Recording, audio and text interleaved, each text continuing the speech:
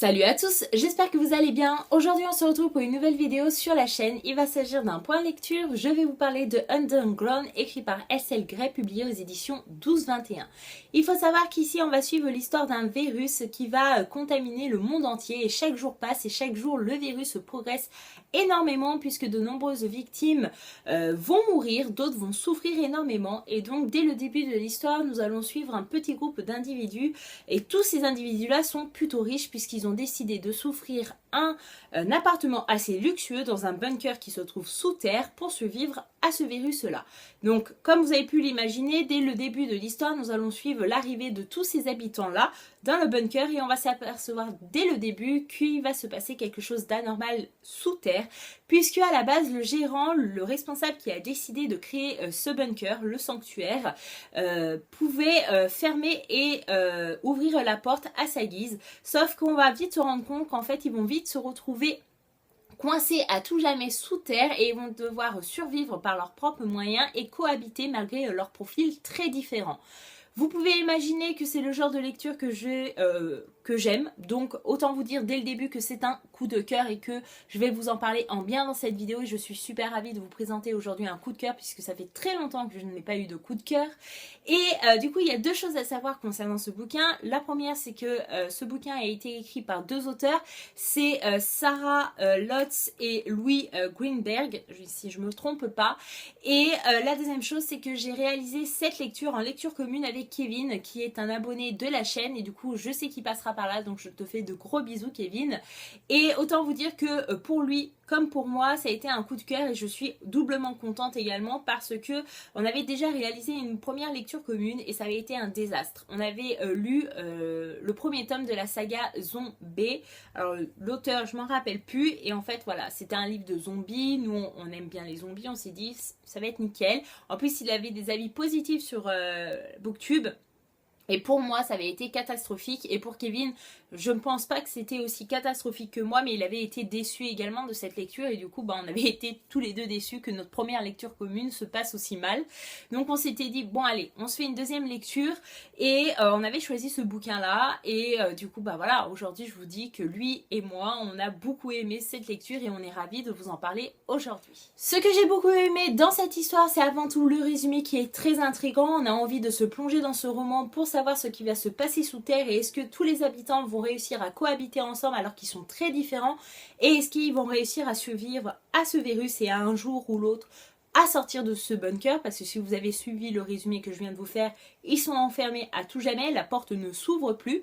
Et la deuxième chose à savoir de ce bouquin, c'est très important pour certains lecteurs, c'est qu'il y a beaucoup de personnages. On va suivre environ 15 personnages différents et à chaque chapitre, on va suivre un point de vue différent. Donc ça peut être très complexe et très difficile pour certains lecteurs, donc c'est pour ça que je préfère vous avertir avant que vous vous lanciez dans cette lecture. Personnellement, moi d'habitude j'ai du mal et je tiens à vous dire que j'ai pris mes marques et mes repères assez facilement dans cette lecture parce qu'on est vraiment plongé dans le cœur de l'action et du coup je pense que ça m'a beaucoup aidé pour prendre mes repères concernant ces personnages-là. Et du coup le point positif de ce bouquin c'est que ça se lit très bien. La dynamique est très fluide, c'est-à-dire que les chapitres sont assez courts, donc c'est assez facile de se dire bon allez ce soir je suis un peu fatiguée mais je vais lire quand même un ou deux chapitres et en fait vous vous rendez compte que vous voulez absolument savoir la suite donc vous avancez.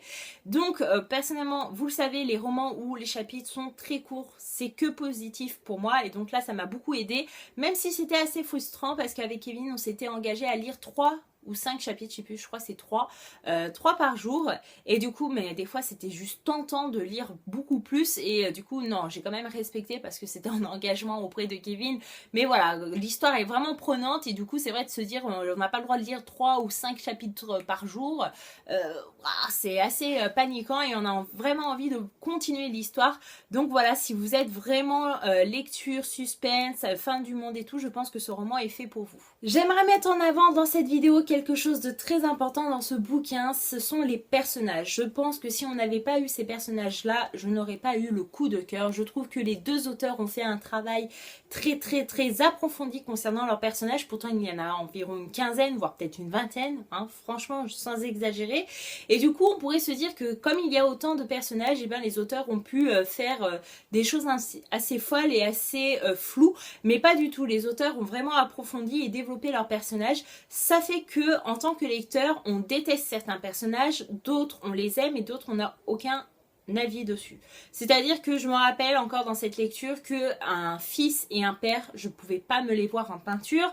Si j'aurais pu traverser le bouquin pour l'en coller une, désolée, mais franchement, si vous avez lu ce bouquin, vous comprenez de qui je parle.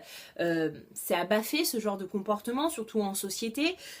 Ensuite, on a une jeune fille qui appartient à une famille où on a l'impression d'être au Moyen-Âge et où les femmes doivent être encore les boniches au foyer. Donc ça, moi personnellement, ça m'a pesé tout au long de ma lecture et je disais, mais pauvre jeune fille, pourquoi elle fait partie de cette famille-là? Il faut qu'elle arrive à s'en défaire.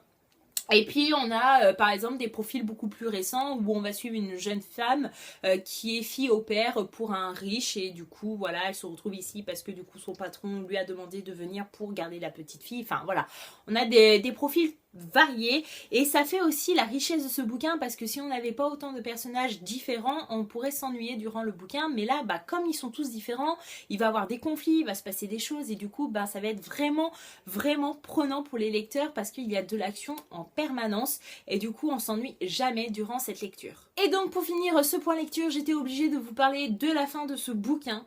Attention, si vous lisez ce livre, la fin est révoltante, elle est frustrante. Elle est énervante. Voilà, moi personnellement, vous savez que j'aime bien quand les fins sont choquantes parce que c'est les livres que je vais garder en mémoire et celui-là, croyez-moi que je vais m'en souvenir pendant très longtemps parce que tout au long de la lecture, on essaye de se poser des questions, on essaye de chercher les coupables, le coupable, on n'en sait rien et au final, on apprend à la fin le coupable, mais on se dit mais comment c'est possible?